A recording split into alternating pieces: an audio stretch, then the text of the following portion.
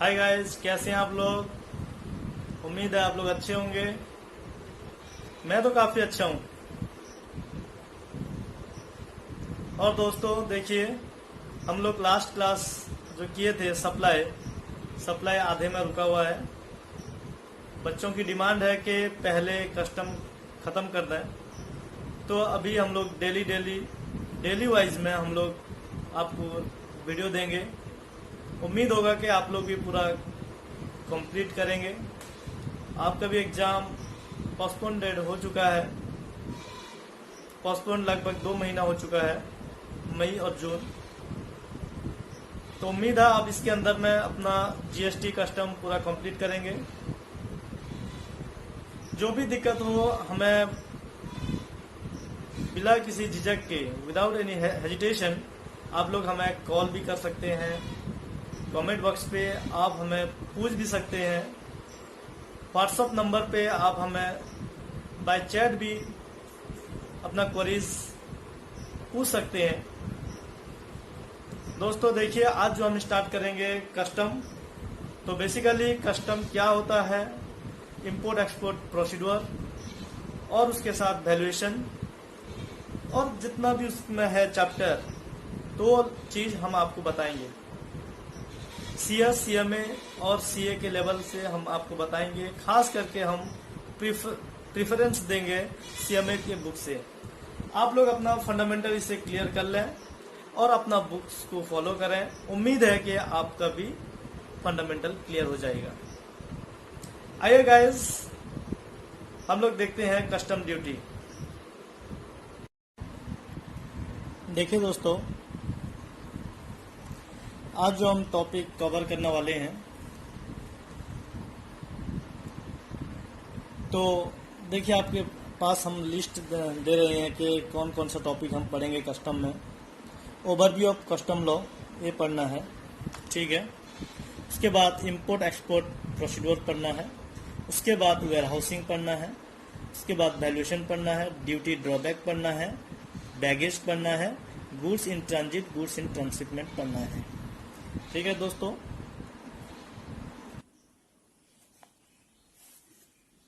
देखिए दोस्तों, ये जो कस्टम लॉ है, ठीक है, सीएमए के बेसिस से मैं बोल रहा हूँ। ये देखिए सीएमए का बुक्स है। सीएमए के बुक्स के हिसाब से मैं बोल रहा हूँ कि उनका क्या क्या है। अगर सीए के बच्चे और सीएस के बच्चे, उन लोग का अगर इसमें कुछ कवर नहीं हो रहा है टॉपिक, तो वो लोग कमेंट बॉक्स पे जरूर दें, ठीक है। तो देखिए दोस्तों, ये कस्टम लॉ जो है, ठीक है, तो यहाँ पर हमको देखना है, पहला दिया है बेसिक कॉन्सेप्ट दिया है, ठीक है। ये देखना बेसिक कॉन्सेप्ट का मतलब इंट्रोडक्शन, डेफिनेशन।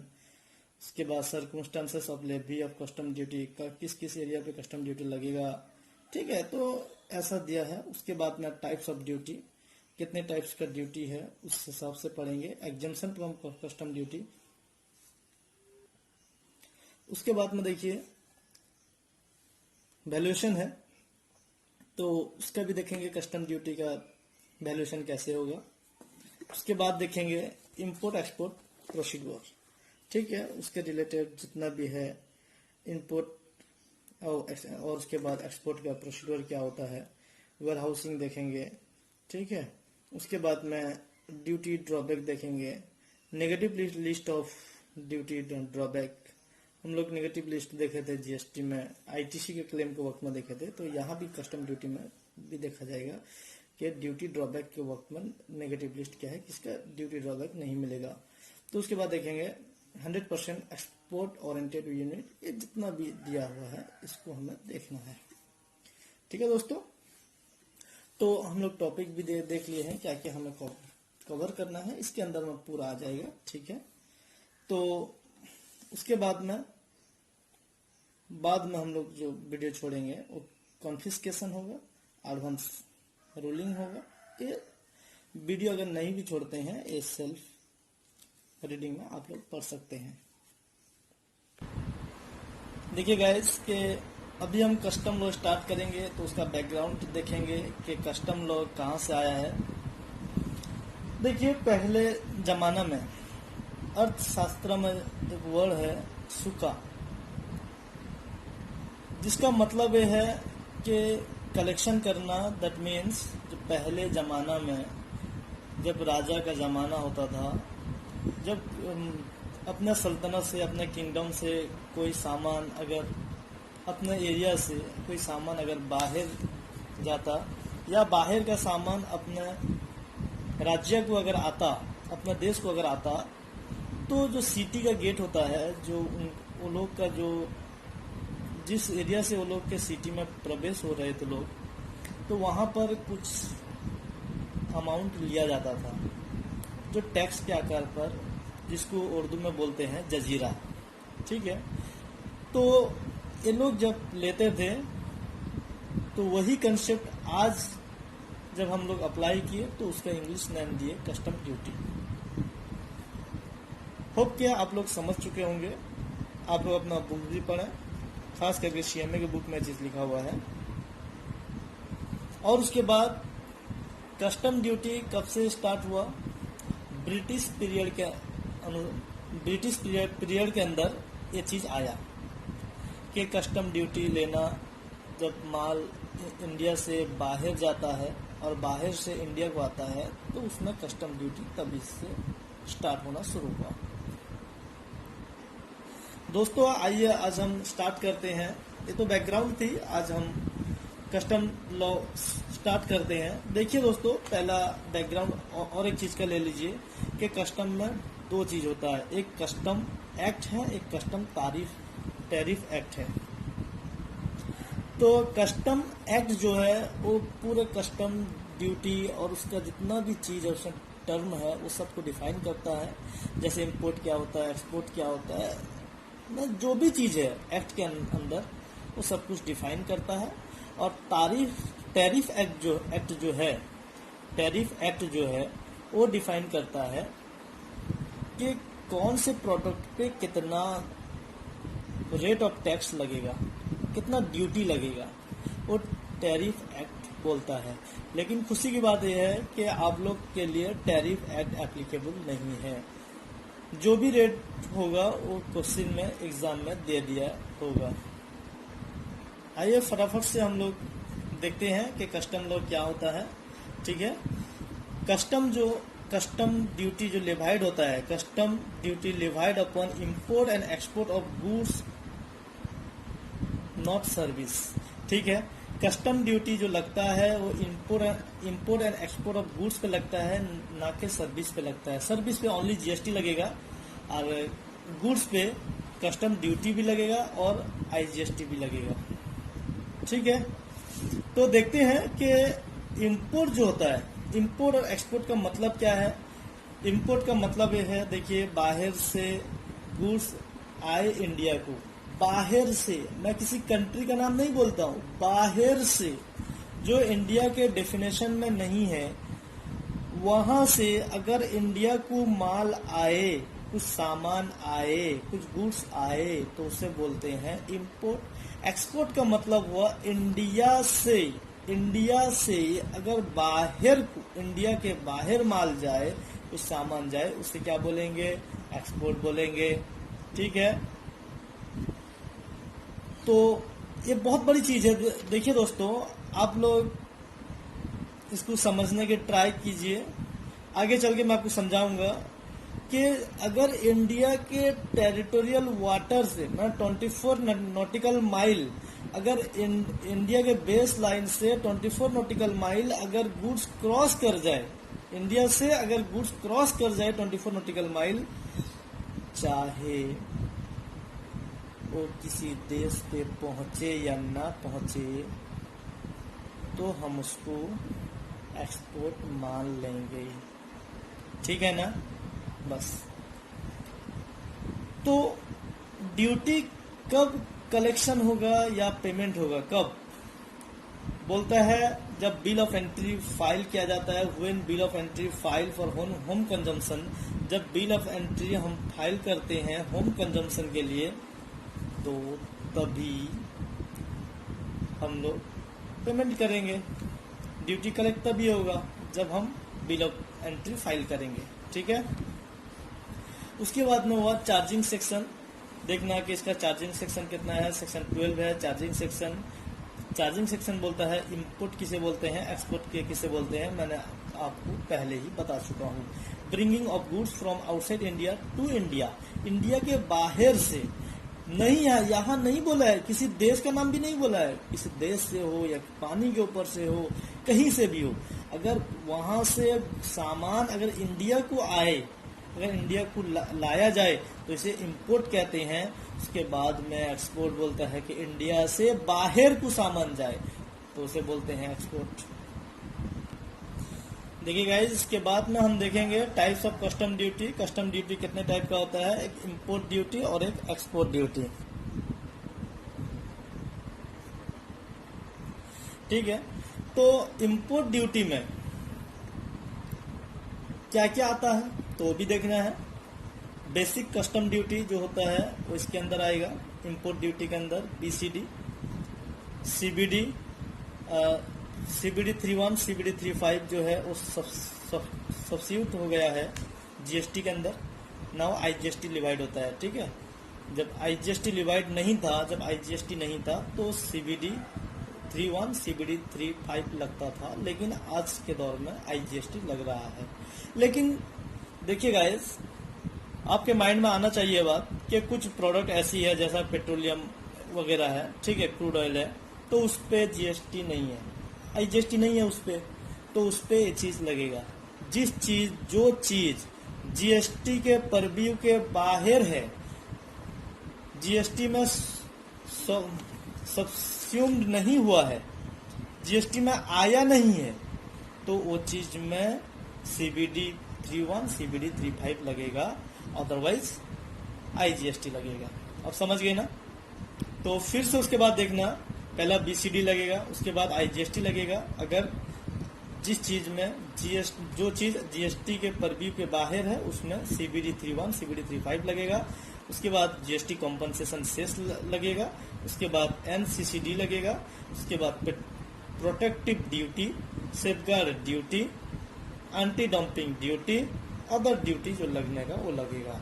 बस इतना ही कैलकुलेशन कर लो तो आपका जीएसटी वैल्यूएशन हो जाएगा। ठीक है, एट ड्यूटी है, तो हम इसको भी पढ़ना है बीट बाय बीट, तो अभी नहीं, पहला हम लोग नॉर्मली देखते हैं क्या क्या पढ़ना है अभी। एक्सपोर्ट ड्यूटी में, एक्सपोर्ट ड्यूटी क्या होता है कि नॉर्मली हम एक्सपोर्ट करते वक्त में कोई भी ड्यूटी नहीं चार्ज करते, लेकिन जनरली तो नहीं करते, लेकिन कुछ कुछ प्रोडक्ट में हमें करना पड़ता है। जैसा फ्यू प्रोडक्ट आर्टिकल्स लिखा हुआ है, normally exempted except few articles, ठीक है, तो उस पे हम लोग का लगता है एक्सपोर्ट ड्यूटी, जैसा लेदर वगैरह ये सब चीजें। तो उसके बाद देखेंगे एक चीज है, वो इतना इम्पोर्टेंस भी नहीं है, इम्पोर्टेंट नहीं है, लेकिन आप लोग के नॉलेज के लिए बहुत इम्पोर्टेंट है। देखिए क्या है कि ऑब्जेक्ट ऑफ कस्टम लॉ, के कस्टम लॉ का ऑब्जेक्ट क्या होता है।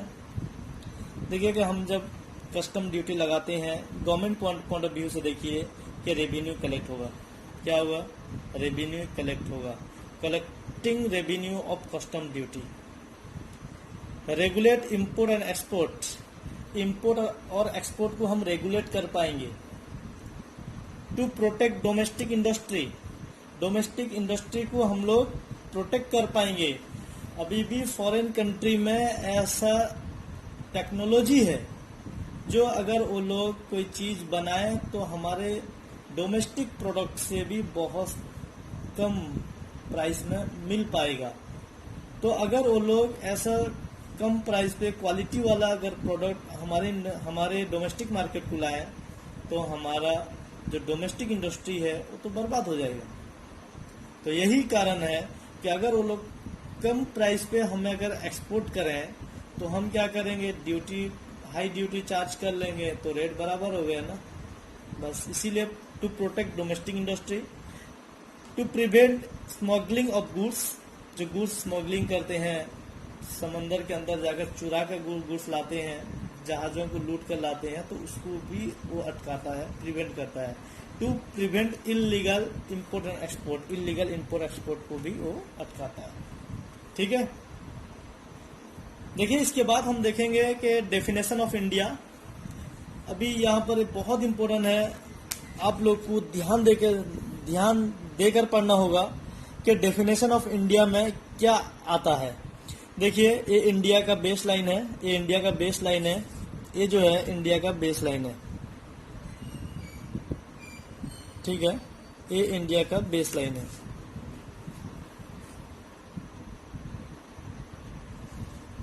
ये जो बेस लाइन है, यहां से ठीक 12 नॉटिकल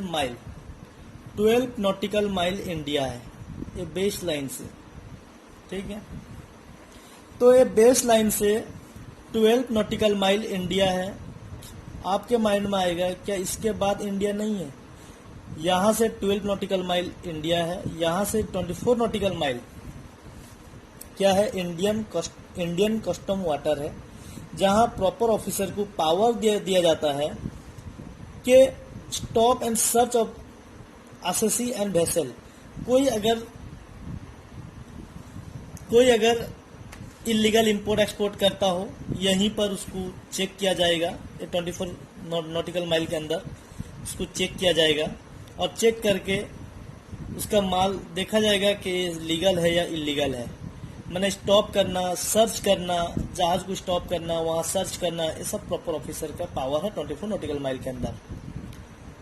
उसके बाद बोलता है कि अप टू 200 नॉटिकल माइल तक इंडिया नहीं है, लेकिन only for the purpose of oil और नेचुरल गैस, ठीक है। तो इसके लिए क्या है? इंडिया है, और बाकी चीजें पूरा इंडिया नहीं है। जो हम लोग ऑयल रिफाइनरी मशीन वगैरह जो ये करते हैं, लगवाते हैं, ठीक है, तो 200 नॉटिकल माइल के अंदर होता है, तो इंडिया नहीं है। बस वही जो चीज़ सब है वो इंडिया है।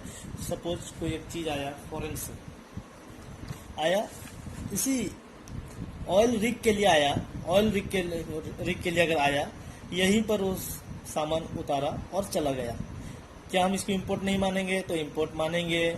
अगर यहीं से कोई चीज़ फॉरेन जाए, क्या उसे नहीं मानेंगे? मानेंगे, क्योंकि वो जो चीज़ है नेचुरल गैस के लिए हो, ऑयल रिग के लिए हो, यही चीज़ को इंडिया मानेंगे, और बाकी चीज़ इंडिया नहीं है। उसके आगे क्या है? आउटसाइड इंडिया, जबकि उसको बोला जाता है क्या? हाई सी, इंटरनेशनल सी जिसे बोला जाता है, ठीक है। तो उसके बाद देखेंगे significance of TWI, territorial water of India. तो इसका सिग्निफिकेंस, इसका मतलब क्या है? तो ये क्यों होता है? इसलिए कि to determine import and export. देखिए, यहाँ पर अभी मैं उस वक्त में बोल रहा था आपको ठीक 5 मिनट पहले कि यहाँ से अगर जहाज निकले, 12 नॉटिकल माइल अगर क्रॉस कर जाए, अगर ये मेरा जहाज अगर 12 नॉटिकल माइल अगर क्रॉस करता है, ठीक है, अगर ये 12 नॉटिकल माइल अगर मैं क्रॉस करता है, यहाँ से आए तो इधर जाए, या यहाँ से आए तो इधर जाए, ठीक है। अगर जब ये होता है, इधर से आया मेरा जहाज आया और इधर चला गया, क्रॉस हो गया, तो इसको क्या बोलेंगे? Export completed. अगर इधर से माल आया, यूएसए से माल आया, मेरा यूएसए से माल आया, ठीक है, तो वो यहाँ पर 12 नॉटिकल माइल के अंदर एंटर कर गया, इसको बोलेंगे इंपोर्ट कंप्लीटेड, इंपोर्ट हो गया, ठीक है। तो इसीलिए तो टेरिटोरियल वाटर ऑफ इंडिया जो है, ये इसीलिए ये बनाया गया है कि हमें पता चले कि इंपोर्ट और एक्सपोर्ट हुआ या नहीं, ये चीज हमें देखना है। तो उसके बाद देखना है सिग्निफिकेंस ऑफ 24 नॉटिकल माइल और इंडियन कस्टम वाटर, ठीक है। तो ये चीज देखना है, 24 nautical mile, custom officer has power to arrest a person to stop and search, कि वो कोई भी इंसान को वहां पर स्टॉप कर सकता है, अरेस्ट कर सकता है, कोई भी जहाज को स्टॉप कर सकता है। Power of search vessel, stop vessel and confiscation of goods if required, कि गुड्स को कॉन्फिस्केट कर सकता है, वेसल को स्टॉप कर सकता है, वेसल को सर्च भी कर सकता है। उसके बाद देखेंगे significance of exclusive economic zone, relevant for oil rigs and natural gas purpose. जैसा मैं आपको बोला था, यहाँ पे अभी कि 200 नॉटिकल माइल जो है एक्सक्लूसिव इकोनॉमिक जोन है, जो 200 नॉटिकल माइल तक आता है। इसके लिए oil rigs and natural gas ही यहाँ पर इंडिया कहलाएगा और बाकी चीज इंडियन नहीं है। ठीक है, तो इसके बाद और भी कुछ डेफिनेशन पार्ट्स है, हम लोग आपको नेक्स्ट वीडियो पे देंगे। उसके बाद हम लोग सीधा जाएंगे इंपोर्ट एक्सपोर्ट प्रोसीड्यूर पे।